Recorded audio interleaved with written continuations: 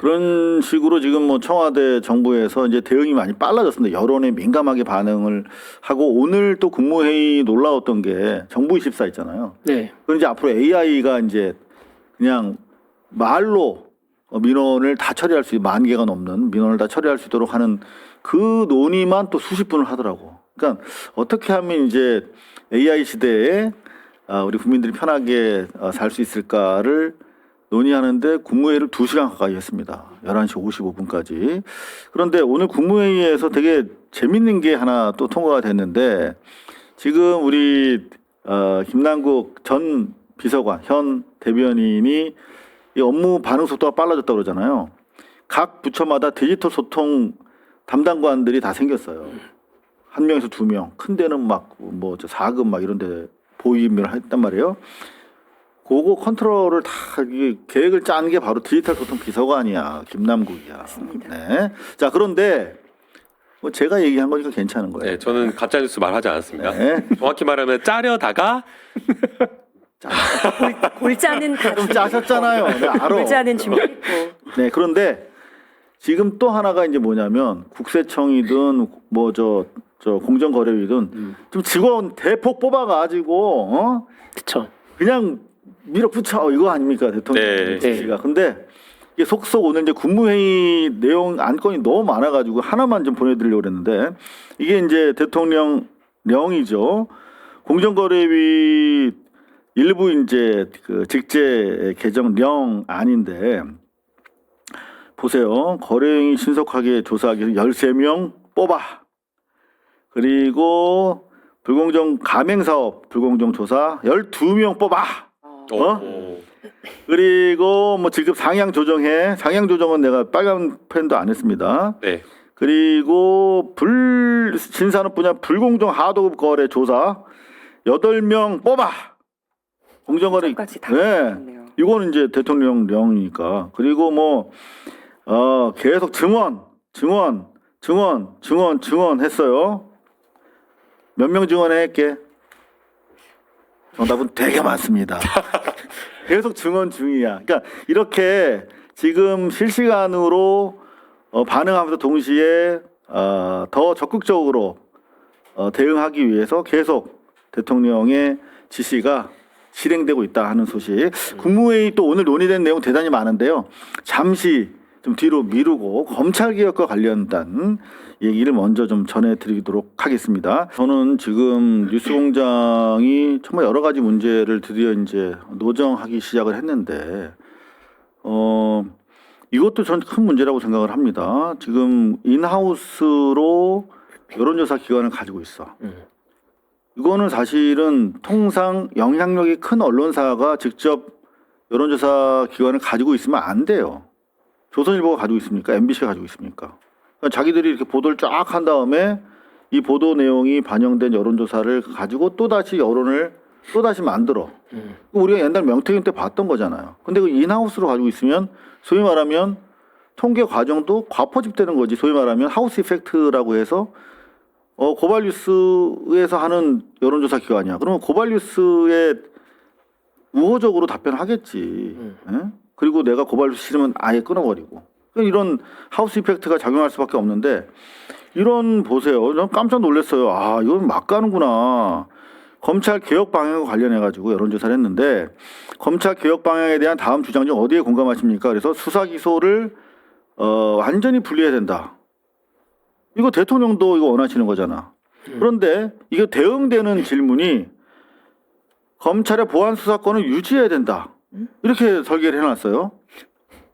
이게 대등한 문항이 되냐고. 획일해야 하는 보기에 올린 거잖아요. 그러니까요. 이게 이를테면 수사 기소를 완전히 분리해야 된다가 하나면 수사 기소를 분리하지 말아야 된다가 나오든가 만약에 검찰의 보안 수사권 유지해야 된다라고 하는 문항을 넣고 싶으면 유지하면 안 된다라고 넣든가.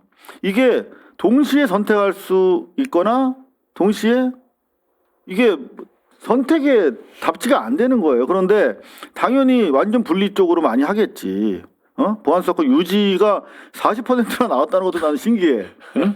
그러니까 이건 완전 그 질문 내용이 검찰개혁 방향에 대한 설문인 거잖아요. 그렇죠. 그리고 어느 쪽에 더 공감하냐라고 하면 사실은 둘 중에 선택할 수 있는 방향을 동등한 걸 제시해 줘야 되는데 같이 양립 가능한 걸 제시해 줬어요. 그럼 이게 어떤 의미가 있냐고 이게. 그러니까요. 설계가 잘못 문항을 문제 뭐냐면 이걸 가지고 결국은 봐봐 보안수사권 유지보다 수사 기소 완전 분리가 많아라고 하는 말을 하고 싶은데 이 말은 뭐냐면 보안수사권 유지에 대해서 필요성에 대해서 일부 이런 면도 있으니까 검토해 보라고 하는 청와대의 주장이고 이것은 그리고 수사권 기소를 완전 분리해야 된다는 것은 정청래와 딴지일보 뉴스공장의 주장이야. 따라서 이재명 대통령은 수사와 기소를 완전히 분리하는 사람이 아닌 거야 지금.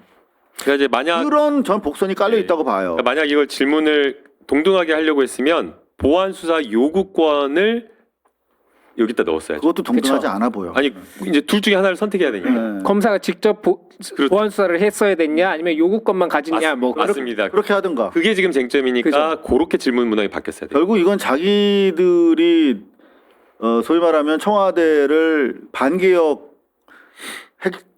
컨트롤 타워로 간주하고 조지기 위한 것으로밖에 안 보여요 제 눈에는. 그리고 이렇게 이번 해도 일은 그렇게 보이지 않습니까? 근데 제 말이 뭐냐면 인하우스로 여론조사 기관을 구독자들의 엄청난 후원금 가지고 돌리면서 이것도 완전히 돈이 엄청나게 드는 코미디거든요. 이런 그쵸. 표본이 넓으니까. 돈 생돈 들여가지고 말도 안 되는 코미디를 한 건데 이걸 가지고 결국은 현 정부는 수사 기소 완전 분리에 저항하지 마라. 지금 대통령이 그거 하겠다고 하고 있는데 수사 기소 완전 분리해야 돼. 이걸 푸시하기 위해서 만든 거야 제가 봤을 때. 왜 그렇게 보냐면 이거를 누가 받는지 아세요? 조국 대표가 누가 받아? 조국이 받아요. 이 자기가 사회가 공부했으면 말도 안 되는 여론조사라는 걸 알 텐데 딱 받아서 결국 뭡니까? 나는 검찰 개혁론자야.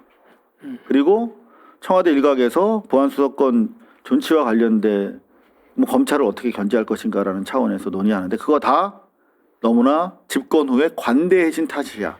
라고 하는 연장선상에서 프레임을 조국, 정청래, 김어준이 짜고 있는 겁니다. 전 31년 차 기자로서 프레임이 어떻게 형성되는가를 31년째 계속 주시해온 현장의 고자질쟁이기 때문에 제 눈엔 너무나 명확하게 보여요. 자, 그리고 또 어떤 코미디를 하냐면 조국과 김어준 씨가 저는 이거 보면서 졸도할 뻔했어요.